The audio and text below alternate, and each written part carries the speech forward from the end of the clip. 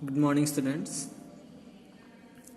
आज हमने chapter start किया था इलेक्ट्रिक सर्किट वाला, उसमें हमने प्रीवियस लेक्चर में हमने इफ़ेक्ट पढ़े थे कि इलेक्ट्रिक करंट के कौन कौन से इफ़ेक्ट पड़ सकते हैं। जब इलेक्ट्रिक करंट फ्लो होता है तो उसमें क्या क्या चीज़ें प्रोड्यूस होती, कौन कौन से इलेक्ट्रिक करंट इफ़ेक्ट प्रोड्यूस करता है। उसमें से एक हमने देखा था कि हीटिंग इफ़ेक्ट, फिर मैग्नेटिक इफेक्ट और केमिकल इफेक्ट। सिर्फ हमने इनको नाम से जाना था, इनको हमने डिटेल में पढ़ा नहीं था, है ना। तो हीटिंग इफेक्ट यानी कि कंटिन्यूस इलेक्ट्रिक करंट फ्लो होने की वजह से आपके जो अप्लायंसेस है वो धीरे धीरे गर्म होना स्टार्ट हो जाता है। आपने कई बार आपने महसूस भी किया होगा, है ना। आप इलेक्ट्रिक मोटर वगैरह आप पंप में रन करते हैं, अगर आप कंटिन्यूस को 3 से 4 घंटे में रन करोगे तो आप धीरे धीरे वो हीट होना स्टार्ट हो जाएगी। रीज़न क्या है? कंटिन्यू फ्लो हो रहा है इलेक्ट्रिक करंट का, तो वो इस वजह से उस अप्लायंसेस को गर्म करता है। एक होता है मैग्नेटिक इफेक्ट, जो कि हम थोड़ी देर बाद पढ़ेंगे। उसके बाद हम केमिकल इफेक्ट, जो कि हम हायर क्लासेस में पढ़ोगे आप लोग, जो कि आप 9th और 10th में जाओगे तब आप इसके बारे में स्टडी करोगे, केमिकल इफेक्ट के बारे में। तो हमें इस चैप्टर में केवल 2 ही इफेक्ट पढ़ने हैं, हीटिंग एंड मैग्नेटिक इफेक्ट। सबसे पहला टॉपिक है हमारा about heating effect of electric current. Okay, कैसे होता है तो ये हमें पढ़ना है। कहाँ कहाँ आप देख सकते हो, कैसे देख सकते हो, और कुछ ऐसे अप्लायंसेस होते हैं जो इस बेसिस पे चलते भी हैं। ओके, हीटिंग इफेक्ट के बेसिस पे। तो वो electric resistance can be compared with the force of friction. When you rub your palms against each other, your palms become warm due to friction between the surface of your palm, है ना। Electric resistance को समझने के लिए आप एक example ये भी ले सकते हो कि जब आप अपने हाथों को साथ में मिलाकर उसको घींचना स्टार्ट करोगे तो कुछ समय बाद आपके जो हथेली है वो गर्म होना स्टार्ट हो जाएगी, वार्म होना स्टार्ट हो जाएगी। रीजन क्या है? Due to friction. Similarly when an electric current passes through a high resistance wire like nichrome wire, the electric energy is converted into heat energy while heat up the resistance wire. This is called the heating effect of current. और जब electric current specially किसी ऐसे material से पास होता है जिसका resistance बहुत ज़्यादा हो, हाई रेजिस्टेंस प्रोवाइड करता हो, यानी कि इलेक्ट्रिक करंट को फ्लो करने में परेशानी होती, तो उसमें रुकावट डालता हो, उस केस में इलेक्ट्रिक एनर्जी जो है हीट एनर्जी में कन्वर्ट हो जाती है। इलेक्ट्रिकल एनर्जी से हीट गर्म होना स्टार्ट हो जाती है। एज ए रिजल्ट वो उस मटेरियल को गर्म करना स्टार्ट करता है। आपके बुक में जो एग्जाम्पल दे रखा वो नियोक्रोम वायर का दे रखा है। नियोक्रोम वायर जो है हीट करना स्टार्ट हो जाता है, बहुत ज़्यादा गर्म होना स्टार्ट हो जाता है। इसी इफेक्ट को हम बोलते हैं heating effect of the current. और आप इस पर मत जाइए नियोक्रोम वायर में, आपने डे टू डे लाइफ में आपने अपने खुद के घर में इलेक्ट्रिक अप्लायंसेस देखे होंगे। आप उसे थोड़ी देर चलाओगे तो वो धीरे धीरे वो हीट होना स्टार्ट होता है। आप अपने मोबाइल को देख लो, है ना। मोबाइल में भी आप कहीं ना कहीं इलेक्ट्रिसिटी रन होती है, बैटरी के थ्रू इलेक्ट्रिसिटी उसमें रन हो रही, जब भी आपका मोबाइल चल रहा है। आप उसे जब कंटिन्यू चलाते रहोगे तो एक समय ऐसा था जब मोबाइल जो है हीट होना स्टार्ट हो जाता है। तो वही कारण है कि इलेक्ट्रिसिटी फ्लो होने की वजह से जब उसे रेजिस्टेंस ज़्यादा मिलता है या इलेक्ट्रिसिटी को रन होने में कुछ प्रॉब्लम आती है तो उस केस में हीटिंग इफेक्ट दिखता है। अब आपकी बुक में एक एक्टिविटी है जिसमें आपको दिखाया जा रहा है कि आप कैसे वो कर सकते हैं, बट लेकिन मैं फिर भी ये कहूँगा कि इस टाइप की एक्टिविटी आपको घर में नहीं करनी, केवल आप समझने के लिए इसे ध्यान से सुनिएगा। आपको क्या चाहिए रहेंगे? 2 आयरन नेल्स चाहिए रहेंगे, एक थर्मोकॉल की शीट चाहिए रहेगी, कॉपर वायर चाहिए रहेगा, 10 सेंटीमीटर लॉन्ग निक्रोम वायर चाहिए रहेगा, इलेक्ट्रिक सेल है और एक स्विच होना चाहिए। ओके, और कुछ इस तरीके से आपको सेट करना है, ठीक है। इस थर्मोकॉल शीट के ऊपर आपको आयरन नेल्स, ओके, यहाँ पे आपको नियोक्रोम वायर आपको टाई अप करना है। ओके, बैटरी का नेगेटिव एक एंड आपको आयरन की तरफ बांधना है, कॉपर वायर। ओके, ये नियोक्रोम वायर है, ये आपको कॉपर वायर, जो आम वायर जो हम यूज़ करते थे घर में इलेक्ट्रिसिटी के लिए। ओके, ये नेगेटिव एंड में बांध दिया। इसका पॉजिटिव एंड स्विच की तरफ, स्विच यहाँ पे लगा दिया। ओके, और स्विच का एक दूसरा एंड वो वायर से आपकी नेल्स तक कनेक्टेड है। स्विच ऑन अभी ऑफ वाली कंडीशन में ऑन करोगे तो उसमें इलेक्ट्रिसिटी पास होना स्टार्ट हो जाएगी। अब कुछ समय बाद आप देखोगे कि धीरे धीरे आपका नियोक्रोम वायर जो है वो इलेक्ट्रिसिटी इस पर जाने की वजह से, कंटिन्यू जाने की वजह से ये धीरे धीरे हीट होना स्टार्ट हो जाएगा और आपको थोड़ा रेड कलर में दिखना स्टार्ट हो जाएगा। तो ये एक्सपेरिमेंट हमें ये दिखाता है कि नियोक्रोम वायर जो है गर्म हो चुका है और इलेक्ट्रिसिटी की वजह से हीट जनरेट होती है। ओके, बट लेकिन फिर मैं कहूँगा ये आप घर पे ट्राई करके बिल्कुल भी ना देखिए, आपको कुछ नुकसान हो सकता है, कुछ जल सकता है, इसलिए मैं रेकमेंड नहीं करूँगा कि आपको ये घर पे करके देखना है। ओके, अब इस हीटिंग इफेक्ट की वजह से हमारे कुछ एप्लीकेशंस डेवलप हुए हैं, या एप्लीकेशंस हम डे टू डे लाइफ में इसी हीटिंग इफेक्ट के प्रिंसिपल पे ही वो एप्लीकेशन चल रहे हैं। Okay, the heating effect of the electric current has many application in our day to day life. इस हीटिंग इफेक्ट की वजह से हमारे डे टू डे लाइफ में इसको हम बहुत सारे कामों में यूज़ करते हैं। कुछ ऐसे इलेक्ट्रिकल अप्लायंसेज जो कि हीटिंग इफेक्ट के ऊपर ही चल रहे हैं, उसमें सबसे पहला आता है इलेक्ट्रिक हीटिंग अप्लायंसेज। जितने भी आपके हीटर वगैरह हैं, ओके, आपकी हीटिंग रॉड हो गई जिससे आप पानी गर्म करते हैं, आपका रूम हीटर हो गया, और एक स्टोव भी आता है जो कि हीटर के फॉर्म में रहता है। ओके, तो वो भी इन तौर पे चलता है। ओके, तो कौन कौन से ऐसे इलेक्ट्रिक अप्लायंसेस हैं, जैसे रूम हीटर हो गया, इलेक्ट्रिक आयरन हो गया, जो जिससे कि आप अपने पानी वगैरह गर्म करने के लिए इस्तेमाल करते हो। इलेक्ट्रिक कैटल हो गई, ऐसी कैटल होती है जो कि इलेक्ट्रिसिटी चलती है और आपके चाय या पानी को गर्म करके रखती है। ओके, इलेक्ट्रिक टोस्टर, टोस्ट वोस्ट बनाने के लिए electric toaster, electric oven, water heater, geyser, जो गीज़र वगैरह आप लगाते हो जो कि डायरेक्ट आपके नल में से गर्म पानी आता है। Okay, and immersion rod work on the principle of heating effect of the electric current. और जितनी हमारी इमर्शन रॉड वगैरह हो गई जिससे कि आप चीज़ें गर्म करने का यूज़ करती है, ये सब heating effect of electric current के बेसिस पर ही इनको अप्लायंसेस को डिज़ाइन किया गया है। ये इन्हीं के प्रिंसिपल पे चलती हैं। ये एक एग्जांपल है रूम हीटर का। कुछ रूम हीटर इस टाइप का होता है और बीच में जो एक वायर रहता है वो बेसिकली कॉइल रहती है नियोक्रोम वायर की। ओके, जब हम वायर को जैसे इस फॉर्म में हम उसको कन्वर्ट कर लेते हैं और सर्कुलर फॉर्म में उसको बनाते हैं, उसको हम बोलते हैं कॉइल। ओके, मतलब कि जब हम वायर को ऐसे ऐसे ऐसे ऐसे करके मोड़ के जो हम उसको बनाते हैं उसको हम फिर कॉइल कहने लगते हैं। ओके, तो इससे एक कॉइल ऑफ नियोक्रोम वायर इसके बीच में रहती है। हीटर को हम जैसे ही ऑन करते हैं धीरे धीरे वो गर्म होना स्टार्ट होती है, फिर इससे हीट होती है जिससे कि आपका हीट प्रोड्यूस होती है, जिससे कि आपका रूम जो है गर्म होना स्टार्ट हो जाता है। All the electric appliances contain coil of high resistance wire coiled the heating element. जितने भी हमारे हीटिंग अप्लायंसेस है उसमें जो कॉइल रहती है वो हाई रेजिस्टेंस वायर रहती है, उसको हीटिंग एलिमेंट कहा जाता है, जो कि बनती है आयरन, निकल, क्रोमियम और मैग्नीशियम से। जो नियोक्रोम कॉइल आप बोल रहे हैं, नियोक्रोम वायर जो है वो काय से बनता है? लोहे से, निकल मेटल से, क्रोमियम से और मैग्नीशियम से। इन चार मेटल से मिलकर नियोक्रोम वायर बनाया जाता है, जो कि बहुत रेजिस्टेंस प्रोवाइड करता है इलेक्ट्रिक करंट को पास होने में, जिससे कि उसमें हीट जनरेट होती है। When electric current is passed through an electric heating appliance, a large amount of heat is produced in the element due to which it becomes red hot. आपने देखा होगा कि ये बहुत ज़्यादा गर्म हो जाते हैं और फिर ये लाल होना स्टार्ट हो जाते हैं, लाल पड़ जाते हैं, रेड हॉट हो जाते हैं। Okay, this heat can be used as desired. Okay, for example the hot electric iron is used for ironing cloth. The hot electric room heater is used for warming the room. Electric heater is used for cooking food. Okay, electric heater I don't know आपने देखे हैं या नहीं देखे हैं, पर उसका इस्तेमाल होता है खाना बनाने के लिए। ओके, पहले के समय में प्रेस होती थी, यानी जिससे कि आप अपने कपड़े वगैरह प्रेस करते, तो वो भी लोहे की रहती थी और वो भी ऐसी चलती थी कि उसमें ऐसे फंक्शंस होते थे नियोक्रोम वायर के, जो कि आपके प्रेस को गर्म करते थे और जिससे कि आप प्रेस करते हैं। आज की जितनी मॉडर्न हमारी आयरन है वो भी इसी पे चल रही है। आयरन मतलब वो प्रेस वाली आयरन। ओके, और उसके बाद में हमारे जो इलेक्ट्रिक रूम हीटर होते हैं वो भी हमारे रूम को वार्म करने में हेल्प करते हैं। ओके,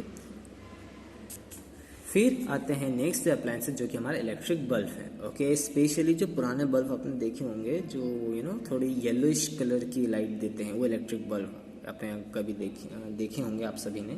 ओके, तो उसमें आप इसको क्लियरली देख सकते हो, वहाँ पर भी ये हीटिंग इफेक्ट की वजह से ही ये काम करता है। Okay, the electric bulb electric lamp is used for producing light, works on the principle of heating effect of electric current. It has a very thin high.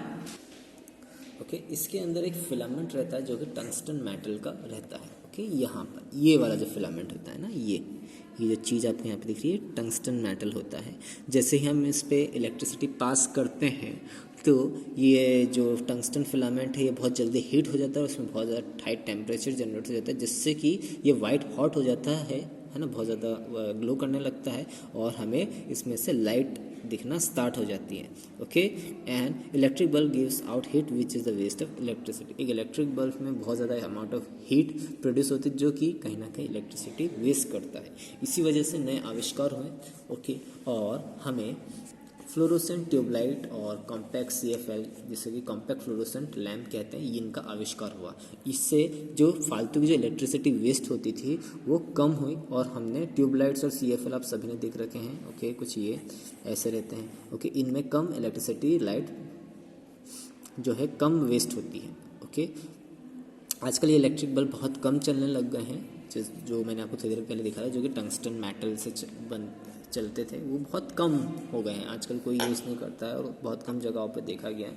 आजकल जो बल्ब होते हैं या तो ट्यूबलाइट यूज़ किया जाता है या फिर LED यूज़ किया जाता है। अब CFL आपको दिखाया जा रहा है कि कुछ साल पहले यूज़ किया जाता था, पर लेकिन अब धीरे धीरे ये भी ख़त्म होते जा रहे हैं और अब LED बल्ब ही यूज़ करते जा रहे हैं। Okay, they do not work on the principle of heating effect of current. They do not have any filaments, so they do not waste electricity by producing heat, and hence they are very powerful, efficient.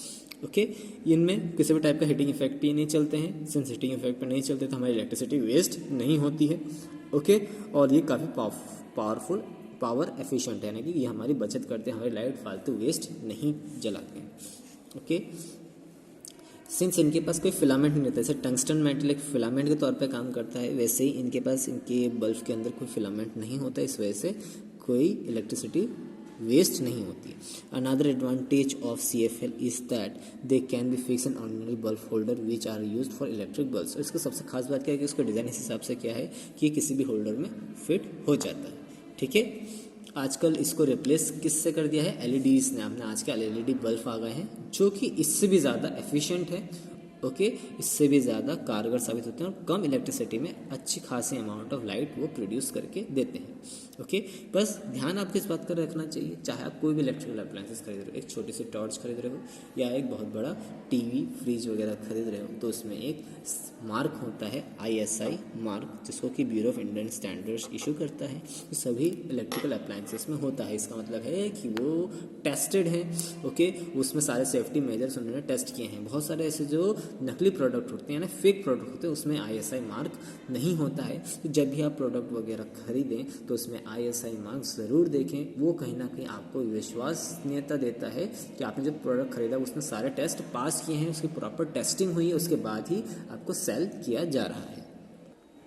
ISI mark का full form होता है Indian standard institute. ये कहीं ना कहीं इस बात का इंश्योरिटी दिलाता है कि एप्लीकेशन आपका सेफ है, जो भी आप खरीद रहे हो इसमें कम वेस्टेज ऑफ एनर्जी होगी और ये सारे इसने सेफ्टी मेजर्स को पास किया है।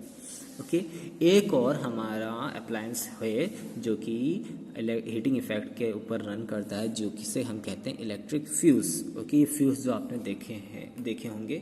ओके, ये भी इसी पे चलते हैं। जब ये फ्यूज़ का जो तार होता है कॉपर वायर से जुड़ा हुआ रहता है, जब ये इलेक्ट्रिक करंट बहुत ज़्यादा अमाउंट में फ्लो होता है तो वो ये जो तार है बहुत ज़्यादा गर्म होना स्टार्ट हो जाता है, टूट जाता है, जिससे कि आपकी घर की इलेक्ट्रिसिटी कट ऑफ हो जाती है और फिर आपको वापस से फ्यूज़ सुधारवाना पड़ता है, फिर उसके बाद आप फ्यूज़ लगाते हो। तो कहीं ना कहीं ये इंडिकेशन देता है कि आपके घर में बहुत ज़्यादा amount of electric current flow हो रहा है, या अगर हाई पावर इलेक्ट्रिक करंट आपके घर में फ्लो हो रहा है जिसकी वजह से फ्यूज़ ने वो लोड नहीं लिया और ज़्यादा जल्दी गर्म हो रहा है। तो इसका मतलब है कहीं आपकी वायरिंग में कहीं परेशानी है, या जहाँ से आपको कनेक्शन दिया है या जहाँ से आपके पास इलेक्ट्रिसिटी आ रही है वहाँ पर बहुत हाई पावर इलेक्ट्रिसिटी आपके यहाँ पर पहुँचाई जा रही है, तो उसको आप सुधार रहे। ओके, तो फ्यूज़ का काम यही होता है कि बाई चांस आपके इलेक्ट्रिक अप्लायंसेस जले नहीं, वो तो फ्यूज़ ज़्यादा इलेक्ट्रिक करंट पास होने की वजह से फ्यूज़ अपने आप उसका तार टूट जाता है और आपके घर में इलेक्ट्रिक सप्लाई होना बंद हो जाती है। An electric fuse is a safety device which breaks the electric circuit when there is an excessive flow of current in the circuit. एक इलेक्ट्रिक फ्यूज़ उसे एक सेफ्टी डिवाइस है जो कि पूरे इलेक्ट्रिक सर्किट को ब्रेक कर देता है जब भी उसमें एक्सेसिव फ्लो होता है करंट का पूरे सर्किट में। It prevents the damage of the electric appliances possible electric fire. कई बार इलेक्ट्रिक सर्किट में ज़्यादा करंट फ्लो होने की वजह से an electric fuse works on the principle of heating effect of the current. एक इलेक्ट्रिक फ्यूज काम करता है on the principle of heating effect of the current. Okay, कई बार ज़्यादा इलेक्ट्रिक फ्लो या इलेक्ट्रिसिटी आपके पूरे घर में ज़्यादा फ्लो होने की, ज़्यादा amount of electric current flow होने की वजह से आग भी लग सकती है, शॉर्ट सर्किट वगैरह भी हो सकते हैं। इस चीज़ को ये प्रिवेंट करता है ना। A fuse consist of a thin piece of thin wire, generally an alloy of tin and copper having a low melting point. It is always connected in series with the electric circuit. When excessive current beyond a safe value flows in household circuit, the thin fuse wire gets heated too much, melts and break the circuit immediately. ये fuse जो होता है उसके अंदर एक छोटा सा पतला सा एक वायर होता है जो कि बना होता है टीन और कॉपर से, जो कि जिसका मेल्टिंग पॉइंट यानी पिघलने का पॉइंट काफ़ी कम होता है, यानी हल्का सा आप गर्म करोगे वो टूट जाएगा। ओके, तो जब भी आपके घर में एक्सेसिव करंट फ्लो होता है, यानी कि सेफ वैल्यू से ज़्यादा आपके घर में करंट फ्लो होता है, तो वो ऑटोमेटिकली वो वायर बहुत ज़्यादा गर्म हो जाने की वजह से वो टूट जाता है और उसी वक्त आपका सर्किट ब्रेक हो जाता है। एज ए रिजल्ट आपके घर में करंट फ्लो होना बंद हो जाता है। तो एक तरह की आपको वार्निंग मिल जाती है कि हमारे घर में ज़्यादा excessive amount of current flow हो रहा है और इन फ्यूचर हमारे इलेक्ट्रिकल अप्लायंसेस खराब हो सकते हैं या डैमेज पहुंचाया जा सकता है।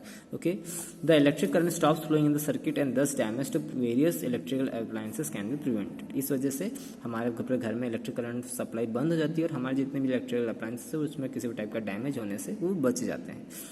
When a fuse wire gets melted, it is replaced by a new fuse wire to restore the electric supply in the household circuit. और जब आप इसे वापस सुधारने के लिए आपको क्या करेगा, एक नया फ्यूज वायर आपको लाना पड़ेगा और उसमें प्लेस करना पड़ेगा जिससे कि आपकी इलेक्ट्रिक सप्लाई आपके घर की चालू हो जाएगी। ओके, पर ध्यान रहे कि आपको अगर नॉलेज हो तो ही आप उसको करें, वरना अदरवाइज शॉपकीपर के पास जाए जो कि इलेक्ट्रिक सर्किट सुधारते हैं, उन्हीं से करवाएं। ओके, कई बार आपकी लापरवाही की वजह से भी आप के घर में आपको कुछ नुकसान हो सकता है। तो कोशिश हमेशा ये करनी चाहिए कि कैसे इंसान के पास ही अपने सर के ये फ्यूज़ को लेके जाना चाहिए जो उसके पास उसकी नॉलेज हो और जो उसके बारे में सुधार सकता हो। ओके, बट आजकल ये फ्यूज़ इतने ज़्यादा मार्केट में यूज़ नहीं हो रहे। आजकल हम MCB यूज़ करते हैं। ओके, उसकी इमेज मैं आपको दिखाता हूँ। ओके, इस टाइप के आप सभी ने देखा होगा, इसे हम MCB कहते हैं। ओके, मिनिएचर सर्किट ब्रेकर कहते हैं इसको, और उसका शॉर्ट फॉर्म में हम MCB कहते हैं।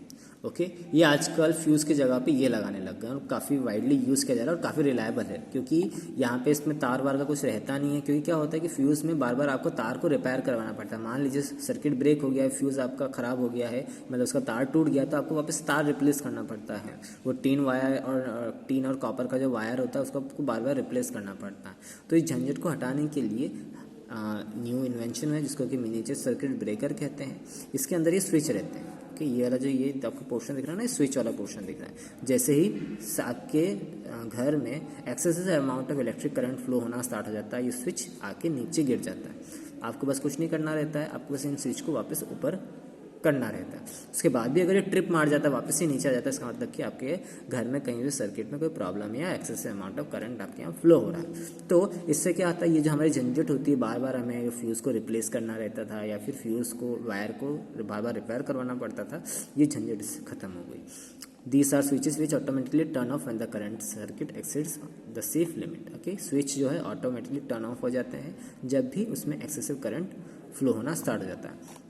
MCB work on the principle of magnetic effect of the current and not on the heating effect of the current. MCB जो है वर्क करती on the principle of magnetic effect of current, not on the heating effect of current. आगे हमें magnetic effect ही पढ़ना है, वो मैं आपको बाद में एक्सप्लेन करूँगा। When the fault in the circuit has been set right, MCB can be reset in on position and the circuit is once again complete। मान लीजिए फॉल्ट हो जाता है, आपका स्विच ऑफ हो जाता है, यानी कि MCB जो है नीचे आके उसका स्विच नीचे आके गिर जाता है, तो आपको बस कुछ नहीं करना रहता, आप उसे वापस से ऑन पोजीशन में ले जाओगे और वापस से आपके घर में इलेक्ट्रिसिटी आना स्टार्ट हो जाएगी। Thus, unlike a fuse which can be used only once, has to be replaced with a wire wherein melts and break। Okay, मतलब कि इसमें फ्यूज जैसी कुछ करना नहीं पड़ता है, आपको स्विच ऑन करना रहता है। फ्यूज में हमें बार बार वायर को बदलना पड़ता था, रिप्लेस करना पड़ता। The same MCB can be reset manually to restore electricity. इसके लिए आपको किसी शॉपकीपर का जाने नहीं रहती, आपको बस उसके स्विच ऑन करना है और आपकी इलेक्ट्रिसिटी वापस से आ जाएगी। हमेशा कोशिश ये करना चाहिए कि MCB जब परचेस करें तो उसमें ISI मार्क होना ज़रूरी है। ओके, आज के लिए इतना ही।